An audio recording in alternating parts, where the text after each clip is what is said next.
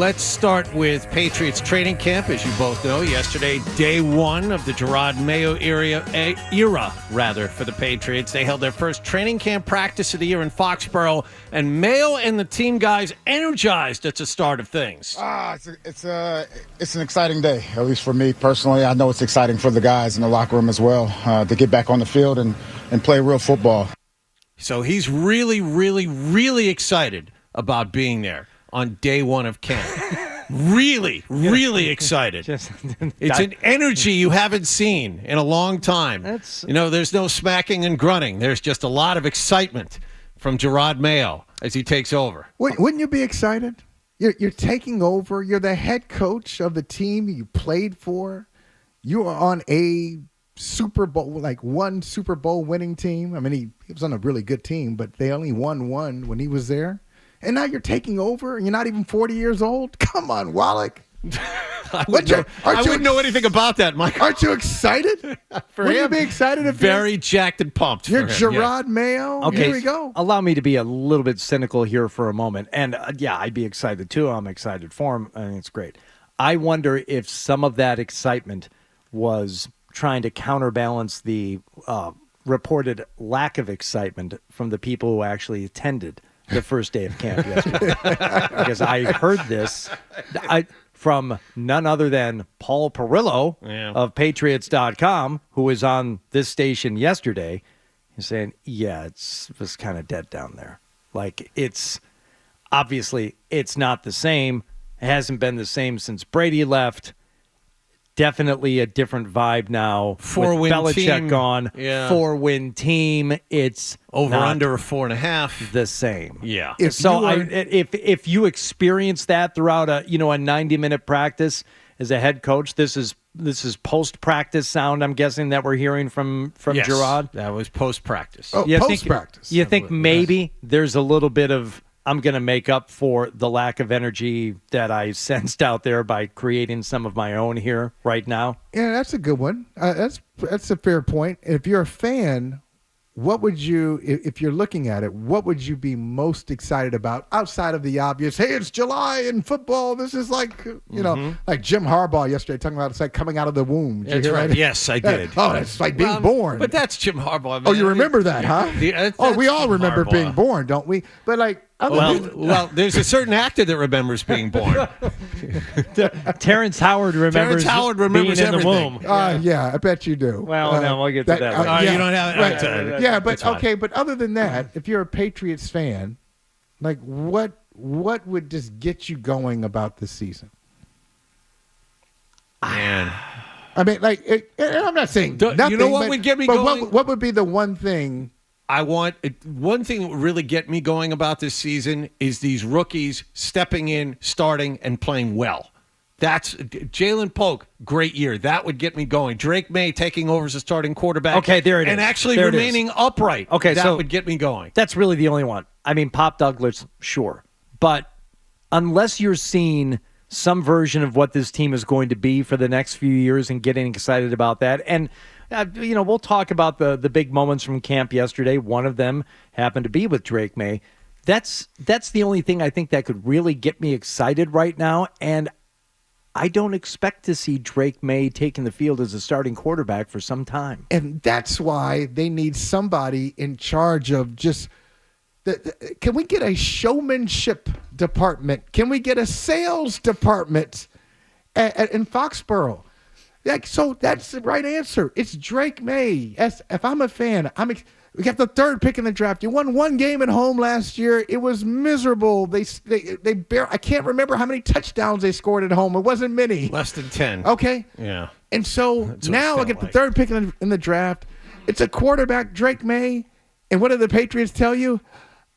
He's probably not going to start. What? Unless he shows up, and he does. What? So and the one thing I want sell that better.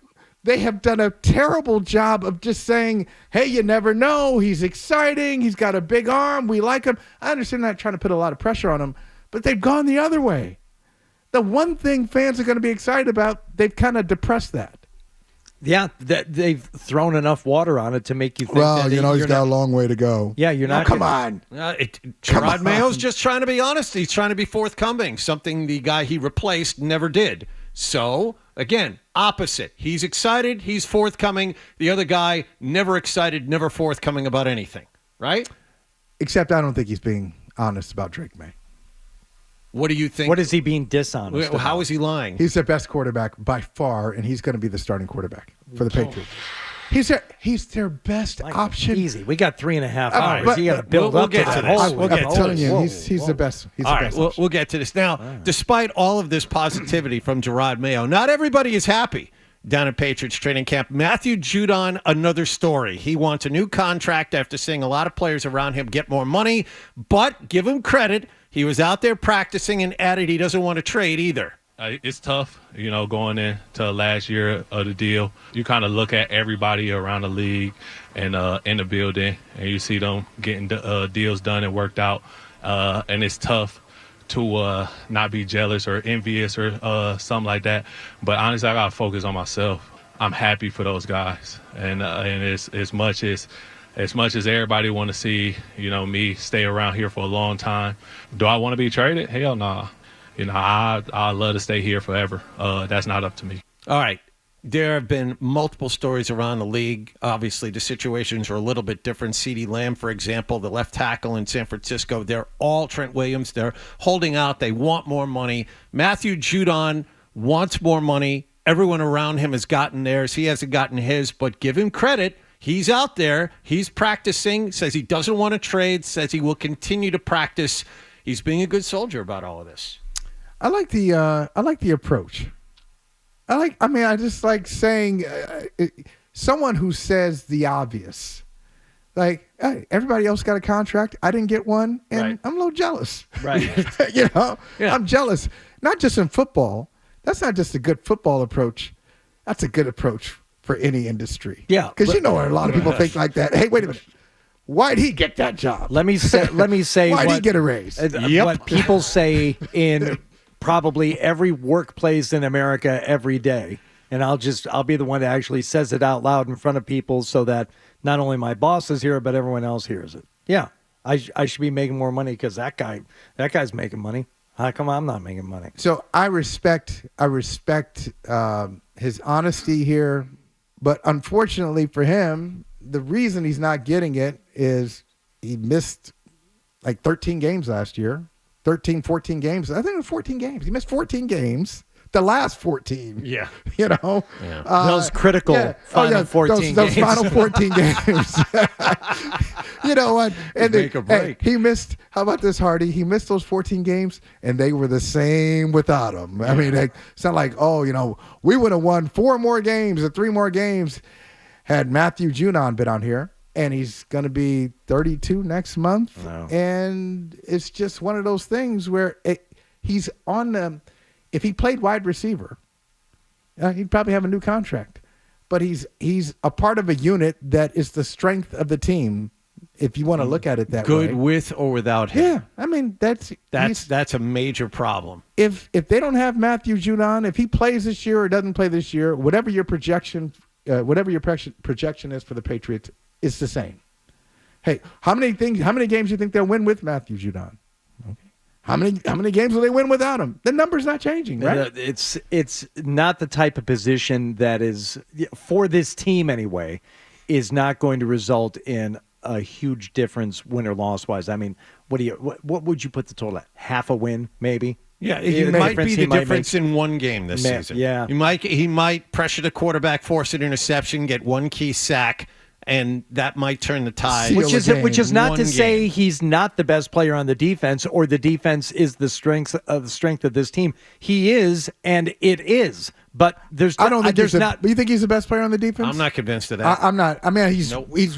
he's up there. I mean, he's a really good player. He's been productive. I mean, with the sacks, but they've started to kind of de-emphasize him a little bit and look at him as purely as a pass rusher? I would love to say that on any team, your top cornerback is going to be your best defensive player. That's that should be the case. I think on any good team. If he is healthy, Christian Gonzalez will be the best player on this defense. Kyle Duggar's a steadying force Barmore? as a safety, and Barmore. Barmore in the middle is very important. They gave him a lot of money for a reason. And Judon's jealous. Yes, I'm jealous of Barmore. Yes, he is. But I'm jealous, but I'm happy for him. Yes, he is. The one major concern for this team, I think we can all agree, is the offensive line. Mike Onwenu, one of the guys who got money instead of Judon, could be the right guard. He could also be the right tackle. Wherever the team needs me to play is where I'll be, essentially. So, as the days go on, I'll keep practicing at whatever position. And, game day, we'll see where I am. We talked a little bit about this yesterday, Michael, and Gerard Mayo was quick to point out at his first press conference he wants the best 5 guys out there as an offensive line. We talked about it. I forget who it was that brought it up. It's not necessarily the best 5 guys. It was Christopher Price. Not the best 5 guys, the 5 guys that work the best together. And so where Mike Onwenu fits in, we're not sure. Is it a core for at left tackle? Is it one of the rookies at left tackle? This is a great time to figure out, because this team is not expected to win anything. It's a great time to figure out who the 5 guys that work together best are. Yeah. Neither are going to be great. I'm not saying that this will Yeah. result in a 9-8 season. What I am saying is this is a fact-finding season for everybody. Yeah. That's going to be the big challenge. Like, if you look at all the people who think the Patriots are going to finish with the worst record in football, I don't think they're going to be that bad. I think they'll be a little better Taking the over than the projections. Yeah. So what is it? 4.5? 4.5. Okay, I'll take the over on that. 5. Right now. Yeah, You'll take 5. 5 or 6. Give me that. Give it to me. I got it. No problem. And if you start Drake Maye, I may go as high as 8 or 9. But Well, anyway, you got to keep them upright first. But a lot of people who think they're going to finish with the worst record have them either trading out of the spot because they don't need a quarterback. So Carson Beck, Shador Sanders, you don't need that guy. Trading down slightly and taking a tackle. Why? Because of what you're talking Kid about. out of LSU is apparently the best one. Yeah. So Mike Onwenu is probably your best offensive lineman. Yes. And so do you put your best offensive lineman at right guard or you put him at right tackle? So I put him at right tackle. I put him at right tackle. I do too. Put a core 4 at left tackle. He wasn't there yesterday. This is the musical chairs that the offensive line could be this year.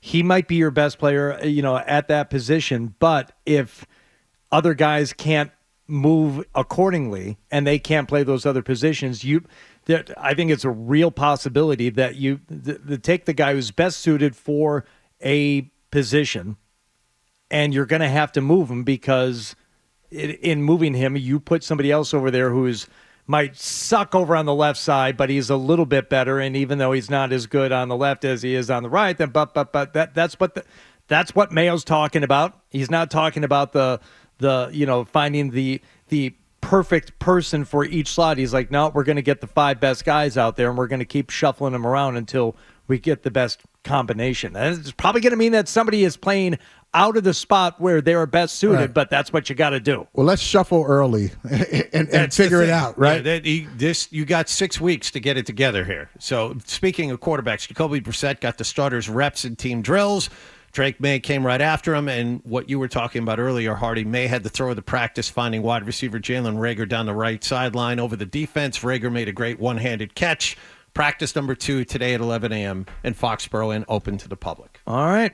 If you like that clip, and how could you not? Check out more videos from Toucher and Hardy here. Point slightly up and to the left. For more Patriots analysis and opinion, hit this playlist. Point slightly down and to the left. And for the latest from the Sports Hub, download at 985thesportshub.com.